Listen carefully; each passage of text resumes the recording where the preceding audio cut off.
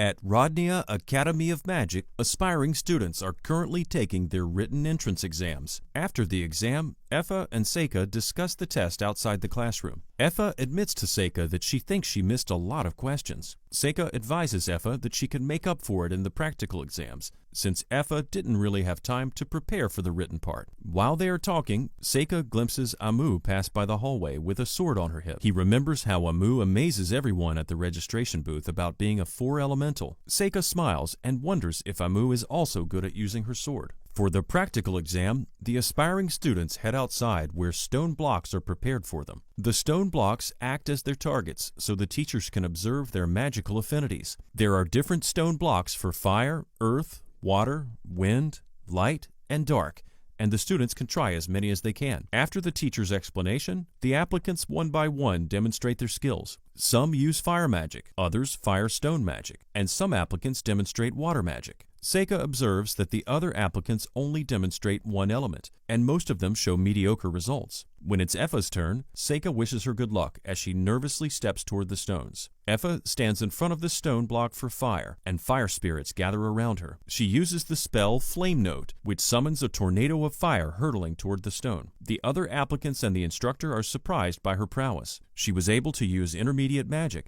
and she didn't even chant to use it. The instructor looks worriedly at the fire-resistant stone block, which is now smoldering from Effa's magic. Effa asks permission to go to the next target, and shyly stands in front of the stone block for wind magic. Now, even Seika is surprised that Effa didn't stop at just one element. Effa points her wand at the stone and sends green lances of wind toward the stone. The lances puncture the stone, leaving gaping holes behind, and a particularly strong lance destroys the whole stone altogether. The slack-jawed applicants watch, shocked that she once again uses intermediate magic without any incantations. One kid worries that the target is now gone, but the instructor reassures them that there are spare targets. She announces that she's done and goes back to the group. She shyly asks Seika how she did, and Seika happily tells her that she was amazing. She didn't just use fire, but she was also able to use wind now. Effa admits to him that she practiced on her own in hopes of surprising Seika. After Effa, it's now Seika's turn to take the practical exams. When he stands before the stone blocks, the other applicants start to gossip about why he's even trying, when he doesn't even have mana in the first place. As such, they are surprised when Seika summons a blue fireball that promptly shoots and explodes at the target.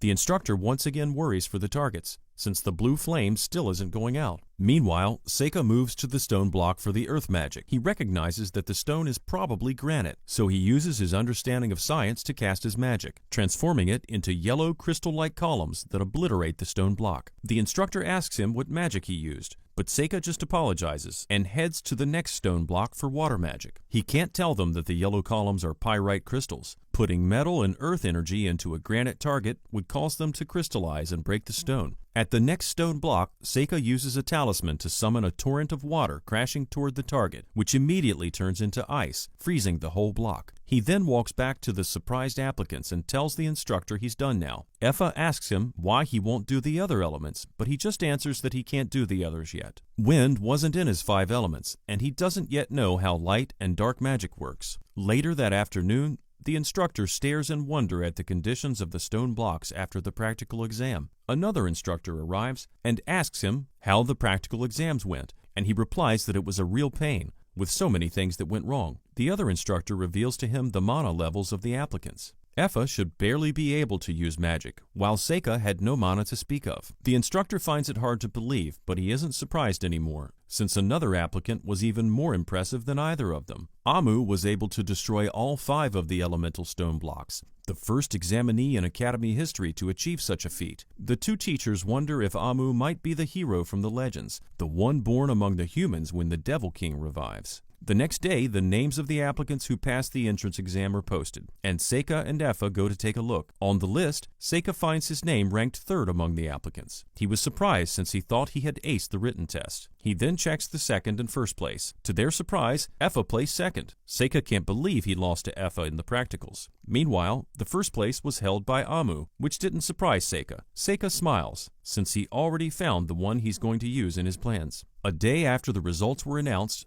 acceptance letters arrived at Seika and Effa's inn. Therefore, the 2 are now allowed to enroll in the academy. The 2 enter the academy on the day of the entrance ceremony wearing their new uniforms. Effa shyly asks Seika if her skirt is too short, and Seika blushingly reassures her it isn't. Since they would now be living in the dormitories, Seika wonders if they would let her enter the men's dorm, but Seika doubts it. This worries Effa, since she couldn't be an attendant. However, Seika explains to her that from today onward, they are both simply students at the academy. Seika then notices something in the nearby forest and asks Effa if she can sense any spirits. Effa informs him she sees little dark spirits, and there are a lot of them. The two enter the forest, and Seika finds the probable cause of the dark spirits. A large magic circle is drawn on the forest grounds. Effa observes that the magic circle somehow feels wrong, and Seika agrees. She asks what they should do, but Seika points out it's probably the Academy's magic circle, so they shouldn't mess with it. He then invites Effa to continue on to the auditorium. Meanwhile, Seika sneakily releases a few of his talismans, which promptly fly away and surround the magic circle. Later that night, a buffet party is being held for the new students of the Academy. There are numerous foods laid out for the students, and Seika immediately starts eating. He also advises Effa to start eating herself. They then see Amu enter the stage in front to give the commencement speech. Amu confidently introduces herself to everyone and exclaims that her goal in entering the academy is to get stronger. At that same moment, Seika senses through his talismans that the magic circle they found outside has activated. He can feel them getting nearer, and true enough, the door suddenly explodes. When the dust settles, a group of lesser devils appears to have breached the building. The students immediately run away in fear while the instructors shoot at the devils with various magic spells. Seika notices that the lesser devils are looking for something, and the spells of the instructors aren't really damaging them.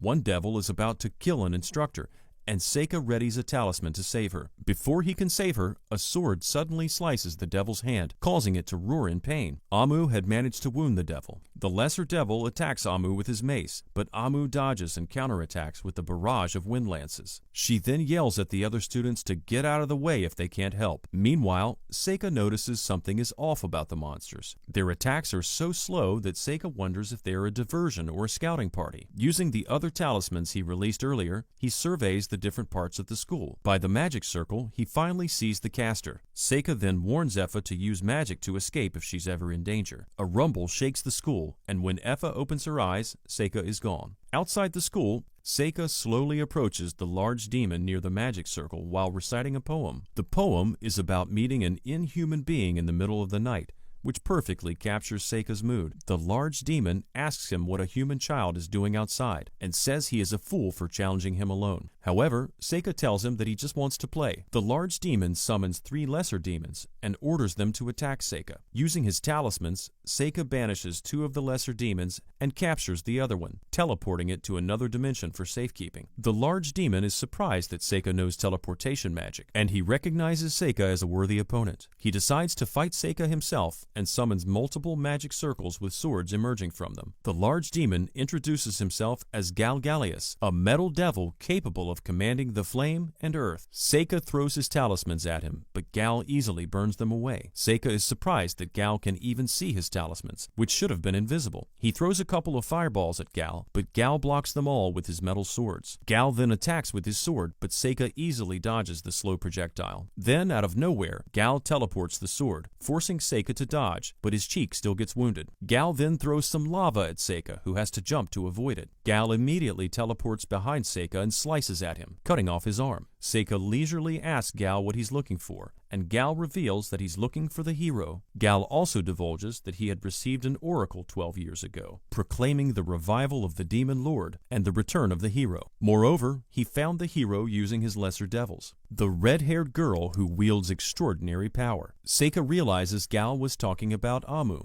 Meanwhile, Gal once again sends his swords at Seika, and when he jumps to dodge them, he slices at him, beheading Seika. Gal thanks him for the entertaining fight and walks away. Before he can go far, however, Seika appears again, singing another poem. Gal asks him how he's still alive and throws a sword at him, impaling his head. However, the sword vanishes, and Seika reveals to him that he uses revival spells and can eliminate any foreign objects. Gal tries attacking Seika again, but Seika uses a water spell, flooding the whole forest. The wet Gal teleports above Seika and attacks, but Seika summons a thunder beast, electrocuting Gal. However, Gal teleports behind Seika and impales him with his fist. Seika just smiles and touches his arm, making it explode, and Seika teleports away. He starts lecturing Gal about the atomic properties of metal, but Gal exclaims he can still fight since Seika is probably running low on talismans. Seika just smiles and summons all his talismans, flying throughout the battlefield. He then declares that he'll summon a minion to finally get rid of Gal. Seika summons Mizuchi, a Chinese dragon, and Gal can only shriek in fear that even the Devil King has no dragons that large. Seika explains that it's not a dragon, but a worm, and sends Mizuchi to attack Gal. Mizuchi easily captures Gal in his jaws and in one bite kills him. Afterward, the flying dragon immediately tries to run away, forcing Seika to use his talismans to guide it back into another dimension. After the battle, Yuki arrives and hugs Seika, who confesses that she hid since she felt like she couldn't help during the battle. Yuki asks him if it was a good idea to use his body double dolls during the fight, but Seika admits he expected to die 3 or 4 times before defeating Gal. Seika heads back to the party and finds the students resting from their wounds. Effa reports to him that all the lesser devils were slain by Amu all on her own, earning both the admiration and fear of her classmates. Seika thinks to himself that in his past life, being the strongest just ended with him dying. Therefore, in this life, he would instead train someone else to be the strongest in his place. That way, he can just relax and enjoy his life, and he decides that Amu will be the one who will be the strongest. If she dies, he'll surely mourn her, but Seika will make sure she'll become the strongest.